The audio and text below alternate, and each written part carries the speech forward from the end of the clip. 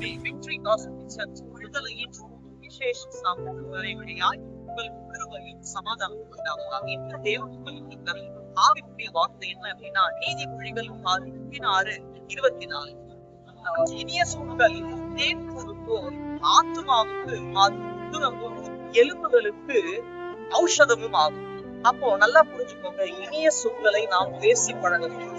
யார் நம்மை தீமையான சொற்கள் மூலியமாய் காயப்படுத்தினாலும் நாம் இனிய சொற்களை பயன்படுத்தும் போது அது நமக்கும் கேட்கிற யாவருக்கும் மிகவும் பிரோஜனமாக இருக்கும். நம்ம வாழ்க்கையில இன்னும் ஹெல்த்தியாக இருக்கும். நீங்க வேணா பாருங்களேன், தீமையான சொற்களை பேசும்போது கோபம் வந்தாலே மாம்சத்துக்கு என்ன ஆயிடும் அப்படின்னா, மாம்சத்துக்கு பலன்.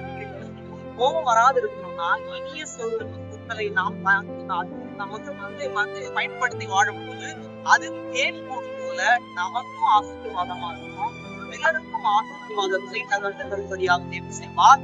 எனவே தீமையான சொற்களை நாம் விலகி இனிய சொற்களை பயன்படுத்தி வாழ்வோம். தேவன் நாமே யாவரையும் மென்மேல் வாசிப்பாராக.